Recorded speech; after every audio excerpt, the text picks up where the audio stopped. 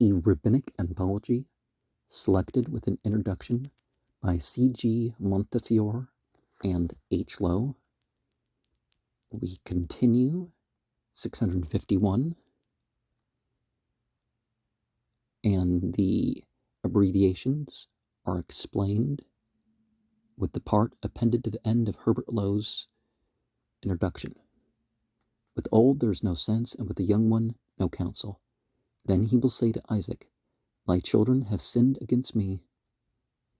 Isaac will say, "My children? Are they not also thy children?"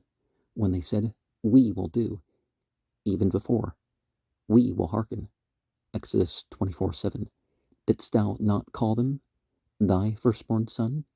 Same source, 4:22.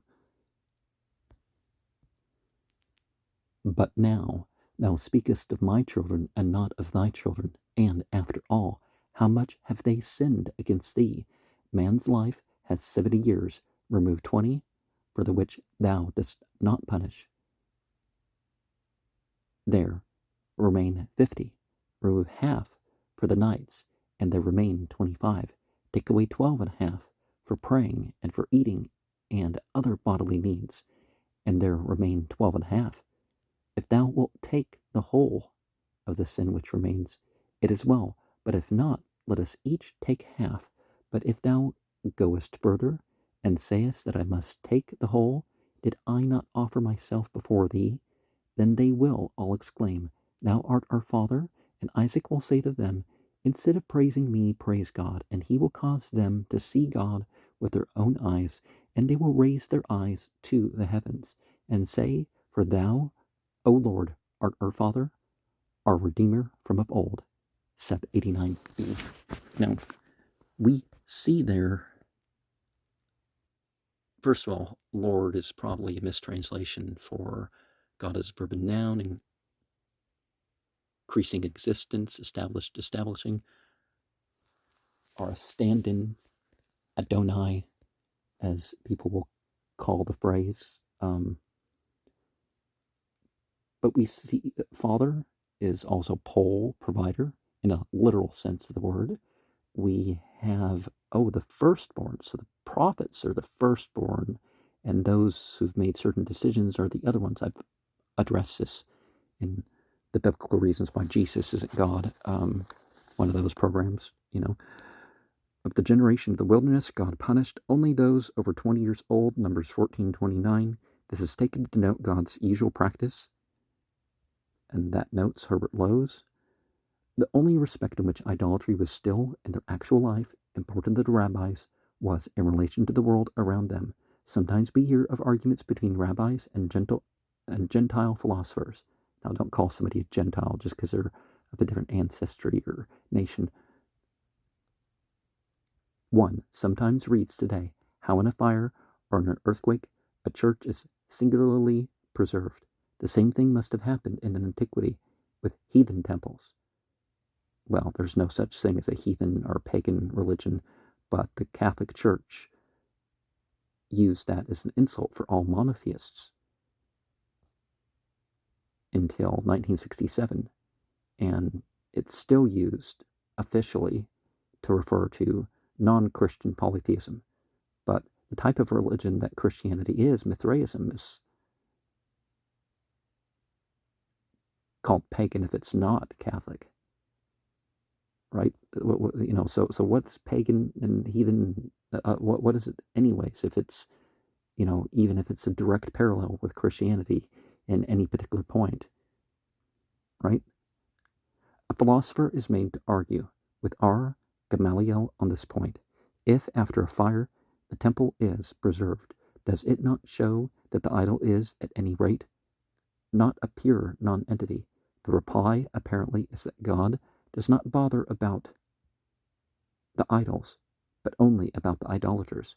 Again, if the idols are so objectionable, why does God not destroy them? The reply is that the idols are too various.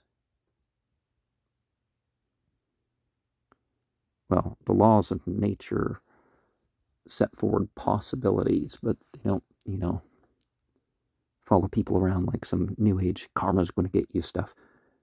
652, Mech, Petrodesh, Yitro, Section 6, page 226, Mech, Volume 2, page 245. We worship sun and moon and stars and plants and hills and valleys and springs and even men. Is God to destroy his world because of the fools?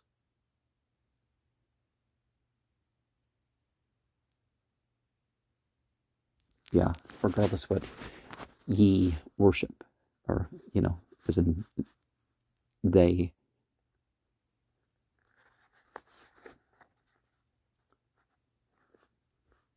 The following argument is used from a different point of view in the following. 653, Abzar 4:7, Abzar 54b. The elders in Rome were asked, if your God has no pleasure in the worship of idols, why does he not destroy them? They replied, if men had worshipped the things which the world does not need, he would have destroyed them. But they worship sun, moon, stars, and planets. Is he to destroy his world because of the fools? Quoting this, the Gemara adds, the world maintains its course, but the fools who have corrupted their ways will be judged hereafter. The questioners replied, then he ought at least to destroy the things which the world does not need, and leave the others. The elders said, then the worshippers of the stars, sun, and moon would be strengthened in their idolatry, for they would say, behold, these verily are true gods, for they have not been destroyed. Abzar 4:7, Abzar 54b. The Gemara adds this example. If a man steals some wheat and plants it in his field, you might argue that it ought not to grow up. The world pursues its course, but the fools will be judged hereafter. A sort of hardness is here apparent, no trace of any yearning desire to convert the fools to the true worship of the true God. The following passage may perhaps be interjected here, 654, Chul 13b, initial. R. Nachman said, in the name of Rabbah b. Abuha, there are no heretics among the nations, but we see that there are heretics among them. Say, rather than the majority of the nations is not composed of heretics. R. Nachman was the opinion of R. Chia b. Abba, who said in the name of R. Yohanan that the peoples who live outside Palestine are not idolaters, but they follow the customs of their fathers. Chul 13b, initial. Well, it depends on an individual basis, because there's a variety of beliefs everywhere. People hear of one myth in Ireland and they think, oh, the whole Irish people believe that same sort of theology and ethics and everything else. And it's like, no, that's not how it works. Or Germany or anywhere else, there was a variety of monotheism and polytheism pretty much everywhere. Sometimes some things were more popular than others, but yeah. Now, nations probably means the individual guya, those who've turned their back on God, polytheists or some other term like that. So a heretic, is it somebody who's apostatized? Is that what they're saying? Is somebody who's formed their own opinion? It's like, well, I don't know. Some of these rabbis form their own opinions. And it's not, going straight either, but, So H.Loewe's note, the environment of this passage is somewhat similar to that of Acts 15:20 and 29, 21:25. See page 141 of Foakes Jackson's Acts in the Moffat series, London 1931. Animals slaughtered by the Gentiles could not be eaten by the Jews or the Muslims, but advantage could be deprived from commerce in them, and certain groups of Zoroastrians and, some other monotheist people be derived from commerce in them. Thus, a Jewish tanner might buy and sell their skins. In the Islamic tradition, they don't do that. The unlawful is the unlawful. If you must use it, you must use it, but, there's no, I'm just going to take this piece, If, however, the animals had not merely been slaughtered, but also sacrificed, then no advantage might be derived from them. Such animals are called strangled and acts. The New Testament isn't as much against the Mosaic law as people think. Thus, a Jew may not buy leather of animals when the skin shows an incision at the heart, Abzar 2:3, with Elmsli's note, and 5:9, since these must have come from a Mithraim, or other temple. A heretic among the Gentiles may therefore be assumed to have killed his animal for commercial and not for religious reasons, since ex hypothesiae he rejects the idols. Now, Islamically, there's a disagreement with that too, is that if it's killed secularly, the ban remains the same. R. Eliezer, just before our passage opens, had declared that a pagan, when slaughtering a beast, always had idolatry in mind. Who could these heretics be? Clearly not Judeo-Christians. Of the authorities cited in this extract, Nachman and Rabbah the Abuha were Babylonians. Rabbah and Amorah of the second generation was Nachman's father-in-law and teacher. They lived at Nahardia on the Euphrates till it was destroyed in 259. When they moved to Machoza on the Tigris, they lived all their lives in Mesopotamia, where the Jews enjoyed a kind of autonomy under the Parthians, until in 226 the Sasanians rose to power, and these, being fanatical Zoroastrians, caused the greatest apprehension to the Jews. The Magi attempted to prohibit Jews from killing animals for food, but in spite of temporary anxieties, and though they suffered during the Roman wars, the lot of the Jews was a happy one. No doubt the contrast between the Zoroastrian worship and that of the ordinary pagan altar prompted the remark of Rabbah. It is very doubtful whether the rabbis understood the theology of their neighbors. To them, a heathen who repudiated images might seem a heretic, quo pagan, even though elsewhere he is said to be equivalent to a Jew, and even to fulfill the Torah. One of the messiahs was a follower of Zarathustra under the Achaemenid opinion. Therefore, a Zoroastrian, vis-a-vis a worshipper of Diana or Isis, may have been to them, but heretic writ large. Well, Zoroastrians, all of them, are at least monotheistic, and they worship not the fire, but, God, Ahura Mazda. Chia B. Abab was a Palestinian Amorah. At the end of the 3rd century, he was a disciple of Johanan. Here we have the Palestinian outlook. Gentiles remote from Palestine. Palestine was established in 135 to end a genocide of non-Jews, make it safe for others to go through the land. Have not come in contact with Judaism. They serve idols as their fathers did. And a few lines lower down, the Gemara concludes from Leviticus 22:18 that vows from the Gentiles are acceptable as from Israelites. And that's H.L.'s note.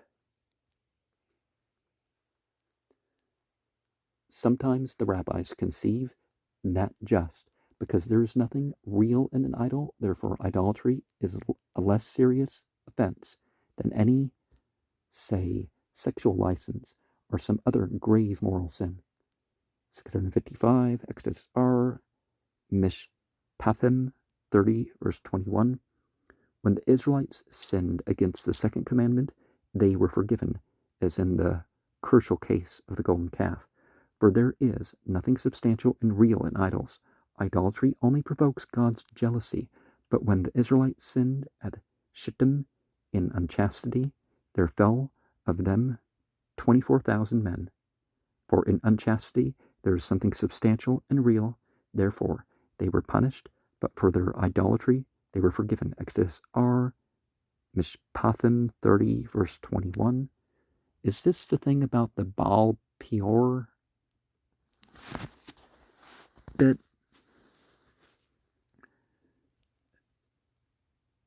This passage represents one mood of the rabbis, while in another passage idolatry might be represented as worse than unchastity, as we might say no sin is worse than idolatry, and at another moment no sin is worse than unchastity, and against Numbers 25:1, Shittim, we may set Exodus 32:28, where 3,000 men were slain because of the golden calf. Note 84.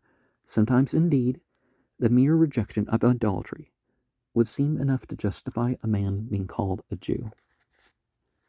Well, maybe not a Jew in the sense we would say, but Yahwadi, right? 656, Meg 13a. He who renounces idol worship may be called a Jew. Meg 13a. 657, Sephra, Deuteronomy, Re'eh, 654, folio 86b, H page 122, Ned 25a. Whoever acknowledges idols repudiates the whole Torah, but whoever repudiates idolatry is as though he accepted the whole Torah. 658, Deuteronomy R. Wa Etchanan 2:18. Thou shalt have no other gods beside me. Exodus 20, verse 3. The rabbi said, if there is nothing real in the idols, why are they called gods? R. Pinehas B. Chama said, in order to reward all who separate themselves from them. For God said, though there is nothing real in the idols, yet directly a man separates himself from them, I count it to him as if he served him in whom is reality. And if he had drawn near to me, Deuteronomy R. Wa Etchanan 2:18. 659, Sifra, Numbers, Shilach, section 111, folio 31b, finished, 32a, 33 finished, 33b, initial, H, page 116, 121, C, selection 857. He who commits idolatry denies the 10 Commandments and all that was commanded to Moses, to the prophets, and to the patriarchs, words left out. He who renounces idolatry is as if he professed the whole law, words left out. But R. Ishmael said that the words, his sin, shall be upon him, Numbers 15:31, show that the sin of idolatry, when an Israelite commits it, is not visited upon the 3rd and 4th generations, words left out. Moreover, R. Ishmael, as against R. Akiba, said that the words, his soul shall be utterly cut off, same source, i.e. the twofold of this verb, see selection 1016 and page 44, do not refer to a cutting off in the world to come as well as to a cutting off in this world. In this verse, the law speaks in the tongue of men, i.e. it is a mere idiom. We're on page 253 of this book, by the way. Sefer Numbers, Shalach, section 111, folio 32b, finished, to 32a, 33a, finished, to 33b, initial, H, page 116, 121, see selection 857. There is yet hope for an Israelite if he commits the sin of idolatry and repents, grave as the sin of idolatry is. It is clear that at a time of persecution, any smallest concession to idolatry might be regarded as apostasy. The rabbis were men who valued life. They did not seek or bid others seek martyrdom. On the contrary, they ruled that, in order to save his life, a Jew might violate any commandment in the law except the three great prohibitions: murder, unchastity, idolatry. Note 11k. In the Islamic tradition, those who force or coerce people, they're held responsible in such a situation.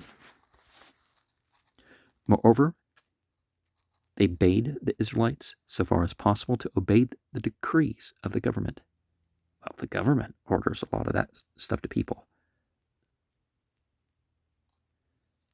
Selection, the following is Loewe's note.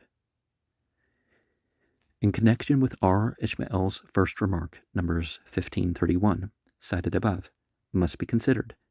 As just quoted from the AV, the verse does not accurately represent the Hebrew original, which not only lacks his, really her, since soul is feminine,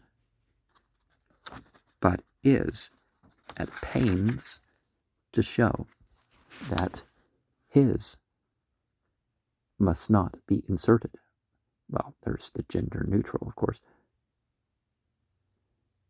Nevertheless, the AV, RV, American Jewish Version, Septuagint, and Targum on Pelas all have the pronoun, and this would be the obvious translation of anyone confronted with an unpointed Hebrew Bible. Yet the Masoretic text goes out of its way to avoid the pronoun at all possible costs. It invents a word for sin which occurs nowhere else, a feminine form of the usual awan. Or does that dot not mean, that line not mean is it aleph or ain that starts with?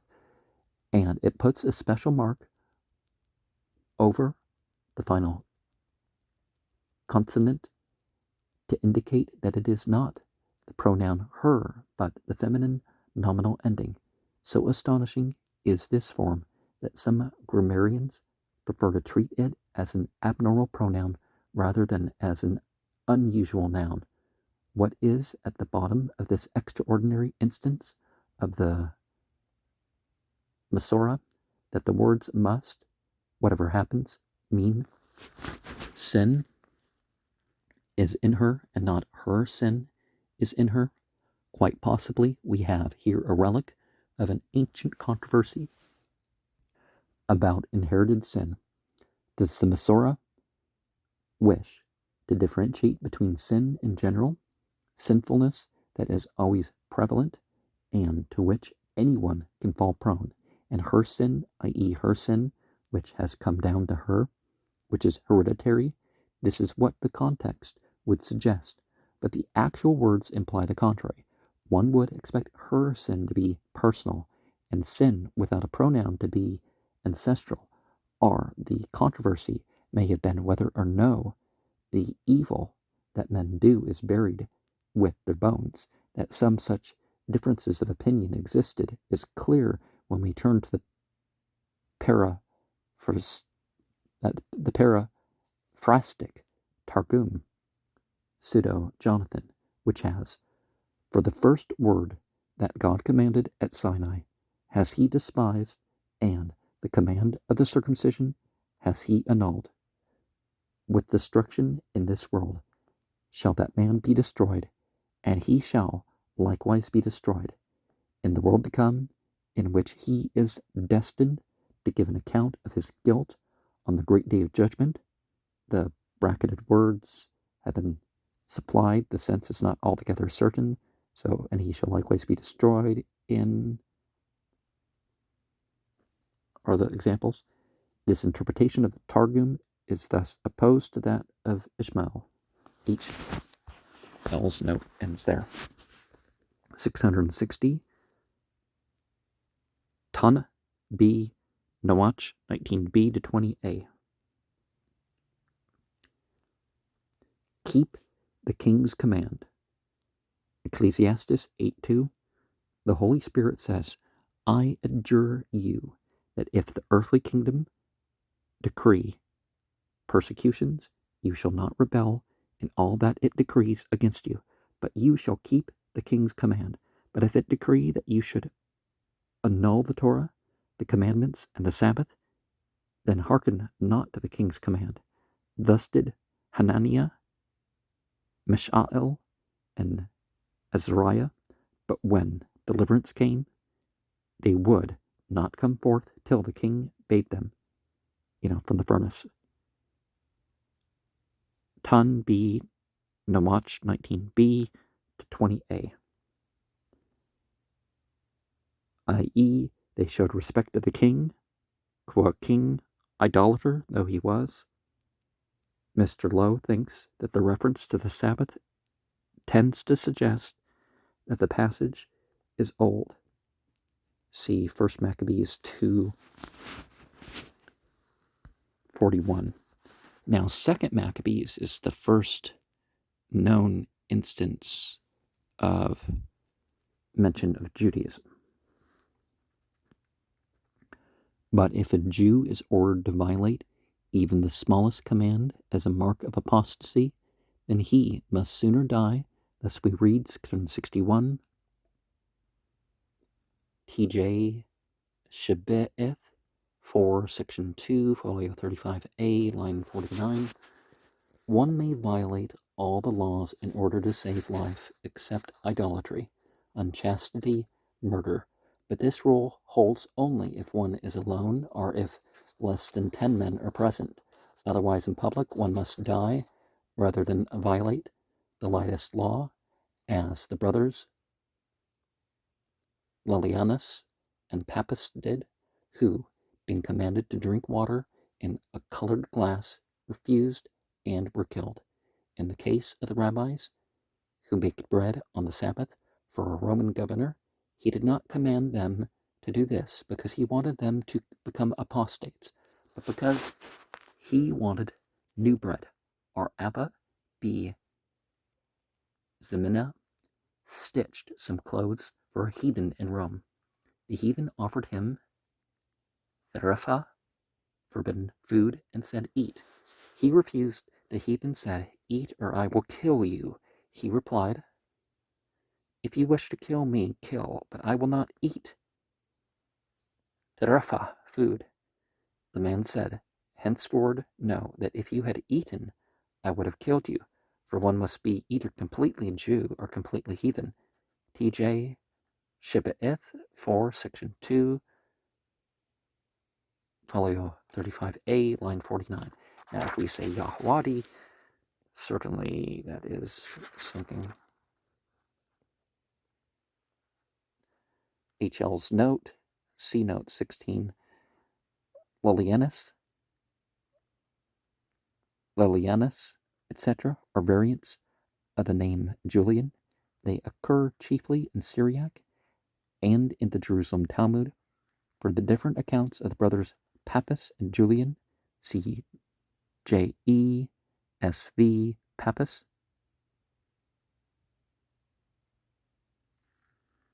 The Roman governor, mentioned in section 661, was Arsicinius or Ursicinus. See Hamburg's Real Encyclopedia, page 73, and also the lexicons of Levy and Jastrow, SV, where the difficult passage about the bread is explained. HL, note 16, 662, Gith, 57b, c. 678. It happened once that 400 youths and maidens were taken captive and were to be employed in a life of shame. When they realized for what purpose they were wanted, they said, "If we throw ourselves into the sea, shall we enter into the life of the world to come?" Then the eldest among them quoted the verse, "I will bring them again from the depths of the sea." Psalm 68:22. "These are they," he said, "who were drowned in the sea."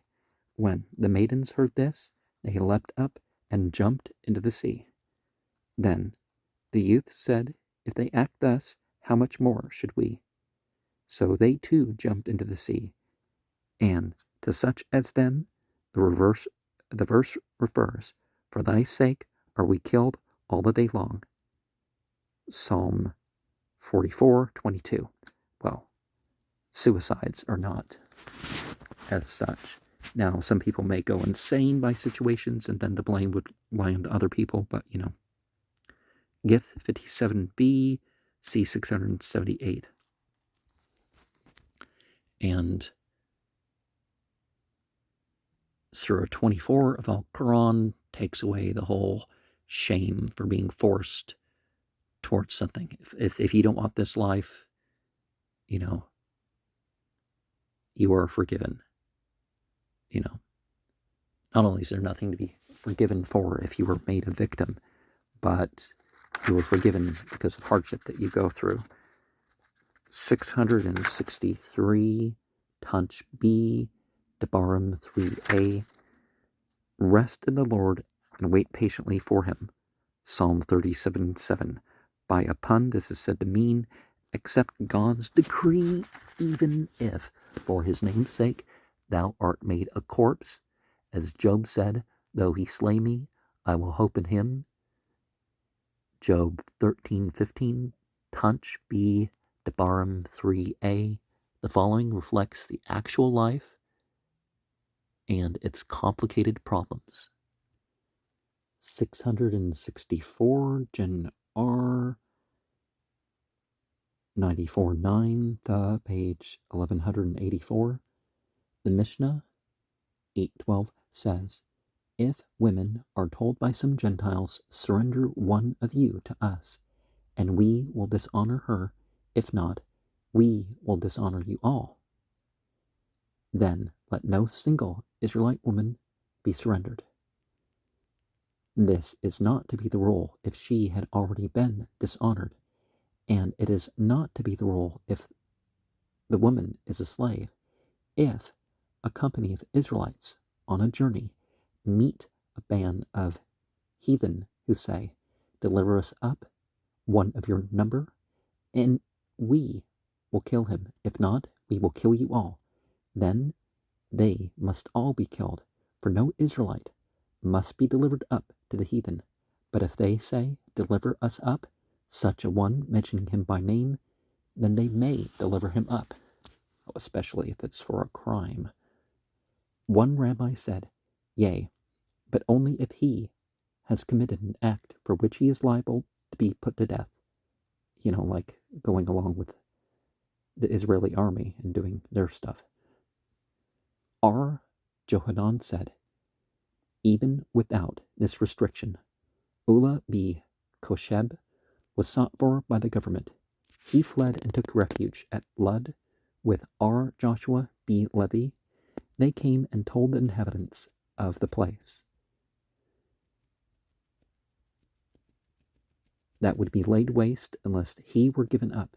R. Joshua went and persuaded Allah that he should let himself be delivered up. Now Elijah was in the habit of appearing to R. Joshua, and he came no more. And R. Joshua fasted many days, and at last Elijah appeared. He said to R. Joshua, should I reveal myself to informers? I did but act according to a teaching, said the rabbi. Is that a teaching for the pious? Said Elijah. T.J. Terror 8, Section 10, Folio 46b, line 45. See the variant in Genesis R 44:9, the page 1184. Although the acceptive word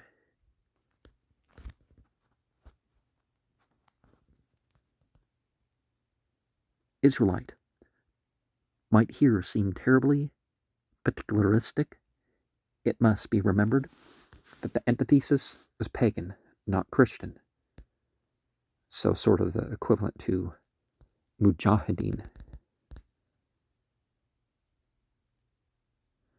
Mainly owing to the groves at Daphne by Antioch, Jews were presented with the fouler aspects of Gentile life, without the corrective which contact with true Greek culture would have supplied. Remember, because mujahideen means those who strive for the system, God's system. And Israel's those who strive for God. The literal term. References to Gentile promiscuity are frequent, and we cannot wonder that the rabbis inferred that to a Gentile woman, rape did not hold out the same horror as to a Jewess. Hence, the use of Israelite here. It is to be noted that a raped, i.e. unchaste, Israelite was to be surrendered. H.L. Well, people don't lose honor or dignity except in cultures where you say honor is the externally imposed thing. And if people are like, they don't care about what your behavior is, they only care about what your body's been through, then, people go down that route. H.Loewe's note, the role played by Elijah in Jewish legend is of extreme importance. The last two verses of Malachi. He takes his place as the harbinger of the Messiah, and he is constantly depicted as a messenger of hope and as a deliverer because of his zeal for God's covenant in the days of Ahab. 1 Kings 19:10. He is symbolically present at every initiation of a boy into the covenant of Abraham, i.e. at the boy's circumcision. For every boy is a potential Messiah. Elijah is supposed to be seated at the right of the Sundek, Godfather. Well, not God, but the equivalent of that. Because the word God and it's problematic, right? And the words, "This is Elijah's chair," are proclaimed. See Prayer Book, page 304. At the conclusion of the Sabbath, his name appears frequently in the hymns. For with the return of the working week, with its cares and sometimes with its perils, the thought of Elijah is appropriate. For example, Gaster, Prayer Book 138, 139, gradually he becomes a synonym of progress. He is Phinehas, the phoenix, the Arabic al-Hidr, probably Khidr, ever verdant, for he stands for confidence in the future, the Jewish equivalent to a good time coming. The stories told about his appearance on earth were exceedingly numerous. Not a few are cited in these pages. He will solve all doubts, for he is the prophet who will arise with Urim and Tumim. Is it Aurim? What? Tumim? The light and perfection. When in the Gemara, a difficulty is reached that defies elucidation. He is left pending. The technical term is tekum, i.e. it stands, but the letters are taken to form the sentence. The Tishbite will solve all doubts and perplexities. Elijah is always wandering on earth, and his journeys bear a marked resemblance in some ways to those associated with the wandering Jew. He appears both to Tanaim and to Amoraim, or is it Im at the end? Even as late as the 14th century, persons claimed to have had interviews with him. See JESV, and that's H.L.'s note. One may kill A who is attempting to murder B. One may kill a man who is attempting to violate a betrothed woman. No one should be raped, but, these degrees of preference they're listing. But if ordered to commit a murder or threatened with the loss of life,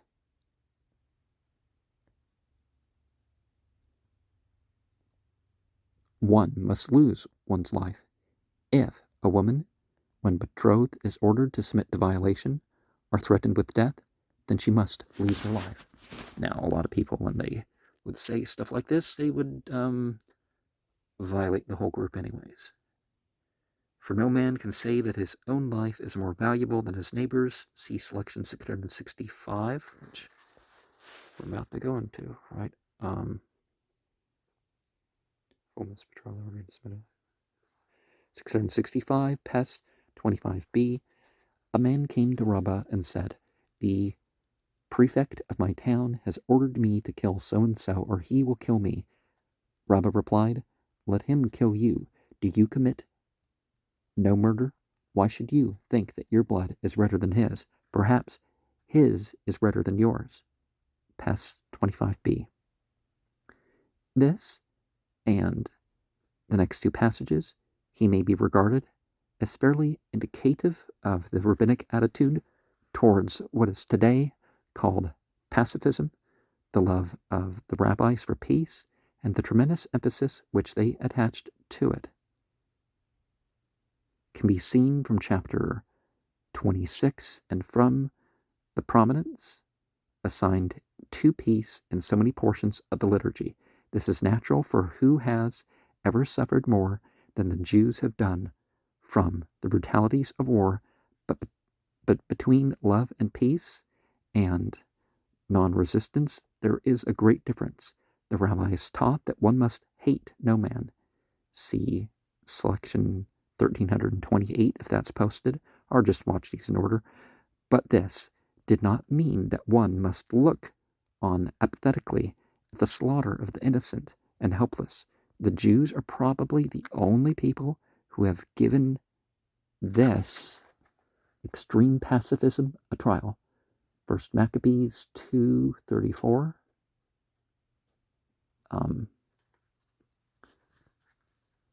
I don't know about the first, much less the only, but because we can find other examples, list examples with sources in the comments. The saints, Chassidim, who decided that a man must defend himself and succor the weak. Maccabees, is it 1 Maccabees 2:39? Has had as strong a sense of duty and as active a conscience as have the pacifists of today. A man must do God's commands and live thereby, and not die. See selection 1401 was a general principle, and that's H.L.'s note. And see the final note, 58. And from what I see, maybe they'll all be individual programs. 666, Gen R, Weyishlach, 82.8, page 984, 985.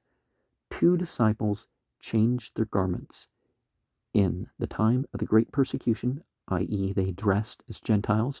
A Roman soldier himself, an apostate Jew, met them and said, "If you are children of the Torah, give your lives for it. If you are not, why should you be killed because of it?" They replied, "We are its children, and we are ready to be slain for its sake. But it is unnatural for men to destroy themselves deliberately."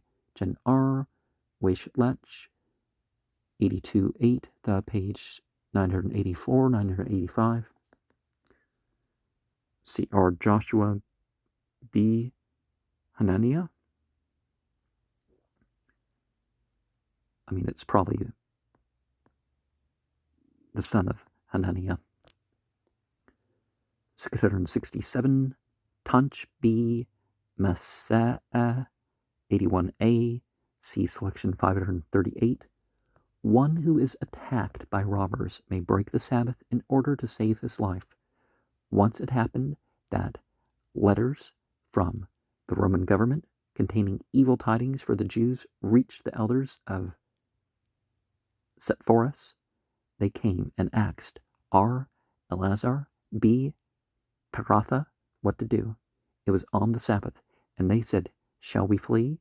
He was frightened to tell them directly to flee on the Sabbath, so he said, "Do you ask me?" Ex Jacob, Hosea 12:12, or Moses, Exodus 2:15, or David, 1 Samuel 19:18. Danger to life annuls the Sabbath, for man is to live by doing God's commandments and not to die by them. The law of circumcision annuls the Sabbath. Now, if something affecting a single one of man's members annuls the Sabbath, how much more must the Sabbath be annulled when his life, which concerns all his 248 members, is affected? See note 20I. Tanch B. Maseh 81A, selection 538, 668. Ye shall make you no idols. My Sabbaths shall ye keep.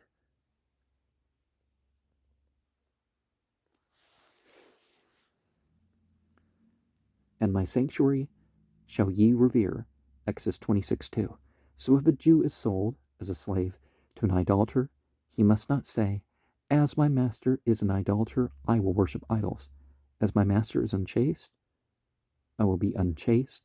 As my master profanes the Sabbaths, I will profane the Sabbaths." For Scripture warns him about all the commandments, and it says, "I am the Lord, I am faithful to pay a full reward." Sifra 110c initial. The following legend is also a reflection of life. Whatever befalls, God's name must not be profaned. And really the command is all the names, not just some stand-in that you use. Those are not to be profaned either. 669, Canticles R, 7, section 8, 1 on 7, 2, on Canticles R, 7, section 8, 1 on 7, 8, folio 37b. Nebuchadnezzar set up an image, and he chose 3 men from every people to worship it. The 3 men from Israel were Hananiah, Mishael, and Azariah. They protested that they would not worship the idol. They asked Daniel whether they should bow down to it or not. He referred to them as Ezekiel the prophet. Ezekiel quoted to them the verse of Isaiah, his master, "Hide thyself a little moment till the wrath shall be overpast." Isaiah 26:20. They said to him, "What do you wish? That they should say that all nations have worshipped that image?" He replied, "What do you wish?" They said, "We desire to discredit the idol by not bowing down to it, so that men may say that all nations bowed down to that idol, except Israel."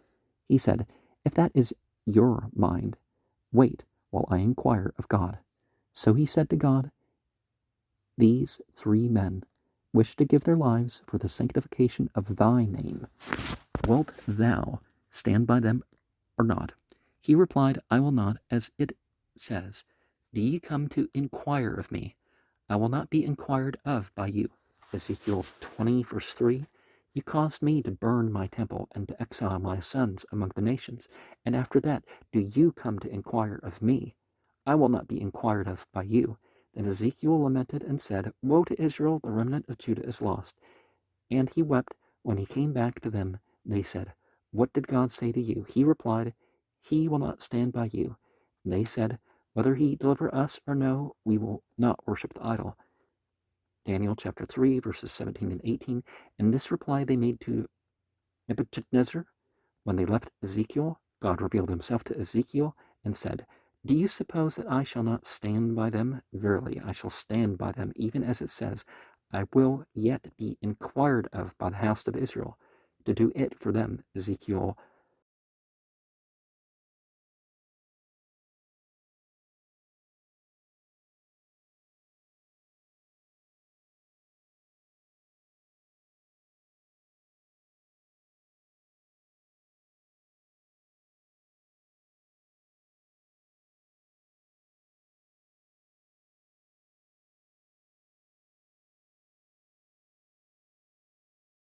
variations of that name. in the Aramaic, Biblical Hebrew, as people like to call it, but Canticles R, 781 on 78, folio 37b. The story of the mother and her 7 sons, 2 Maccabees 7, is told also in the Talmud, although somewhat differently. 670 Gith 57b. Our Judah told the story of the woman and her 7 sons. They brought the eldest before the emperor. He said to him, "Worship the idol." He replied, "It is written, I'm the Lord thy God." Then they took him away and killed him. They did the same to the second, and he said, "It is written, thou shalt have no other God beside me." They took him away and killed him. The third one said, "He that sacrifices unto any god, save unto the Lord only, shall be destroyed." He too was killed. Then they brought the fourth before the emperor, and the emperor said, "Worship the idol." He replied, "Thou shalt bow down to no other God than the Lord." He too was killed. Then they brought forth the fifth, and he replied, "Hear, O Israel, the Lord thy God, the Lord is one." He too was killed. The sixth said, "Know this day, and lay it to thine heart, that the Lord, he is God in heaven above, and on earth beneath, there is none else." He too was killed. Then they brought out the 7th son, and said to him, "Worship the idol." He replied, "Thou hast avouched the Lord this day to be thy God, and that the Lord has avouched thee this day to be a peculiar people unto himself. We have sworn to God that we will not exchange him for any other God, and he has sworn to us that he will not exchange us for any other people." Then the emperor said, "I will throw down my signet ring, bend down and pick it up, that they may say that you have accepted the authority of the king." He replied, "Woe to you, O emperor, if you are so solicitous about your honor, how much more must I be solicitous about the honor of God?" When they took him away to kill him, his mother said, "Give him to me, that I may kiss him a little." Then she said, "My son, go and say to Abraham your father, you erected 1 altar, I have erected 7 altars." Then she went up upon the roof and threw herself down and died. And a heavenly voice said, "Joyful mother of sons." Psalm 113, verse 9, Gith 57b.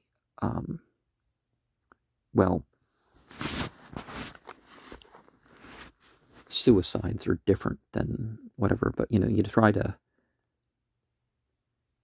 make a lesson in your death, if anything, if you can, if they're going to murder you.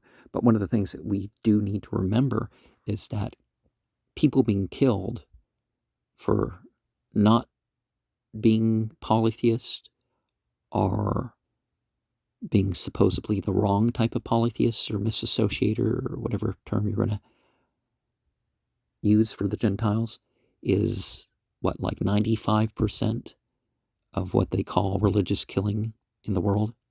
95%. And yet people talk about monotheism.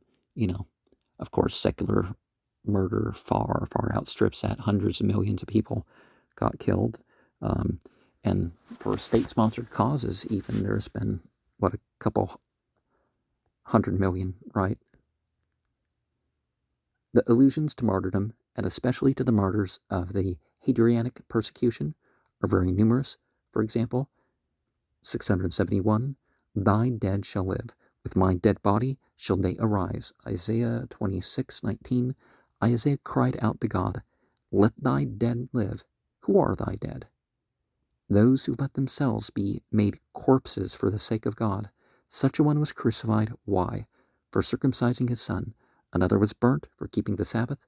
A third was slain for reading the Bible. These are thy dead. Tunch B, Toledot 69b. 672.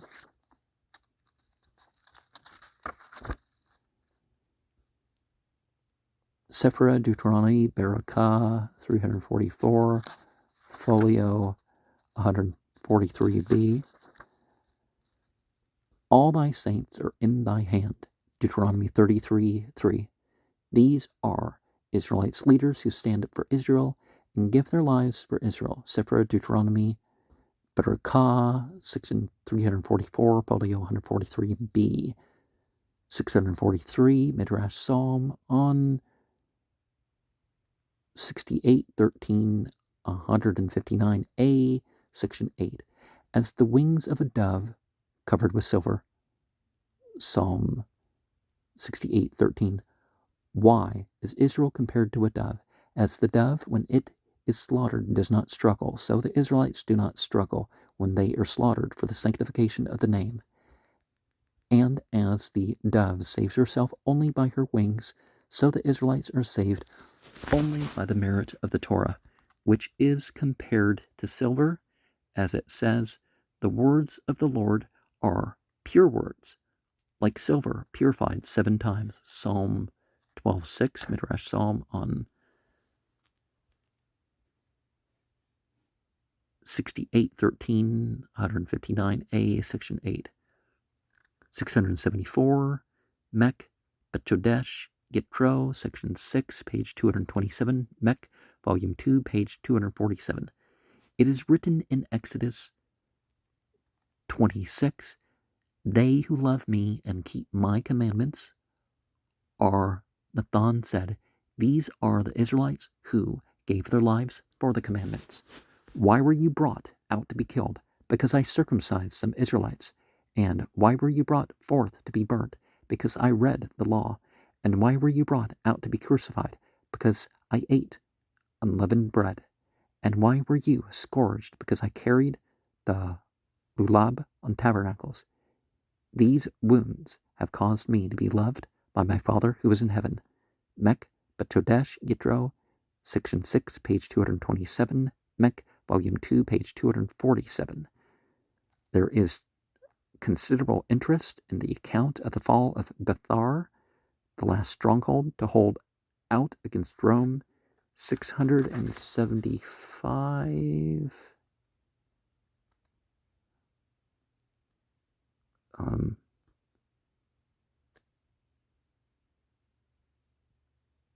Well, that's not Psalm 9:10. Where's the end of that one?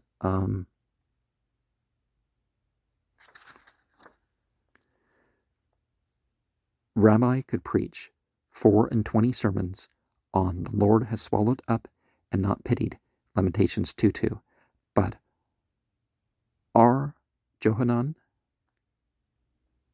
B. Napaha could preach 60 on the same verse. What? R. Johanan could preach more than R. Judah. See page 409. Selection 419. Yes, but R. Judah of 135 to 220, so the start of the existence of Palestine, lived near the time of the destruction that R. Johanan died 279, and when R. Judah used to preach, there were present old men who remembered the destruction, and when they preached about it and mentioned things that happened, they would weep, and were so afflicted that they would depart. Therefore R. Judah shortened his address and did not say all that he might, so as not to trouble them. See the parallel and limitations R2, located by editor Buber 50b, with slight variants, some of which had been adopted in the following. R. Judah B. Eli said that R. Judah the prince used to expound, the voice is the voice of Jacob, but the hands are the hands of Esau. Genesis 27:22. Thus, hark, the voice of Jacob,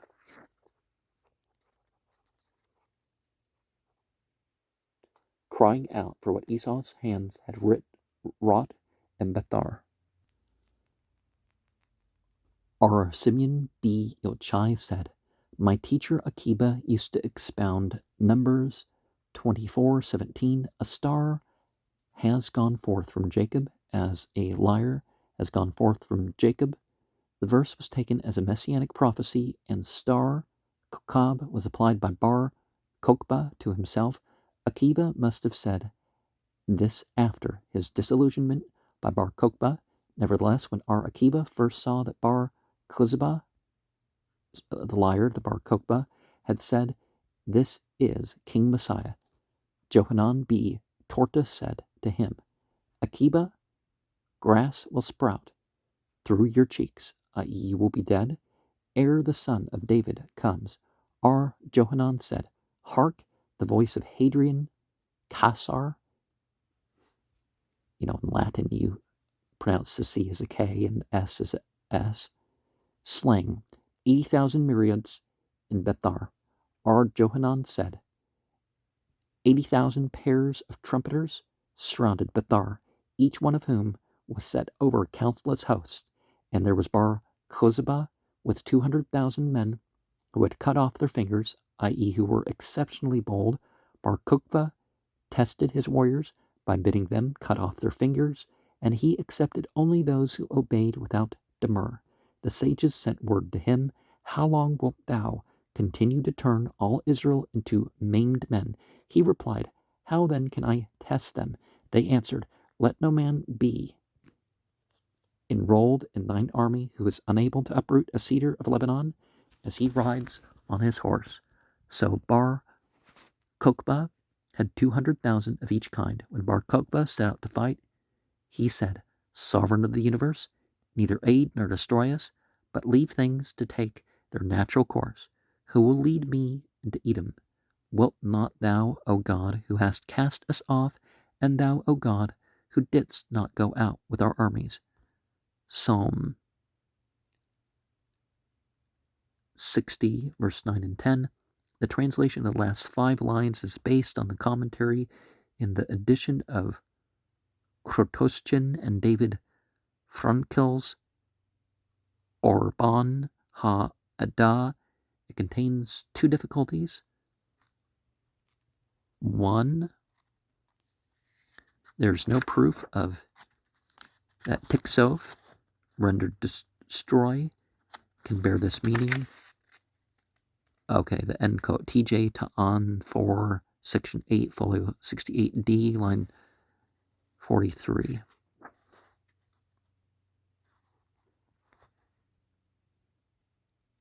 Okay, the root means to be pale as silver, and it usually means to grow pale with eagerness, to desire anxiously, Gen 31:30, and in the Rabbinic Hebrew, to grow pale with shame. Possibly it has taken this last meaning in Zephaniah 2:1.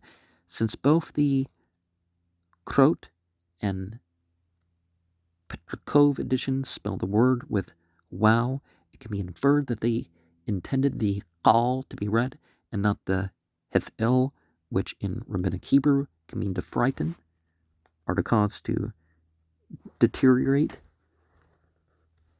Moses Margalath in his commentary, Pene Moshe has, "Do not desire anxiously to help us, for thou wilt not go out," and so on.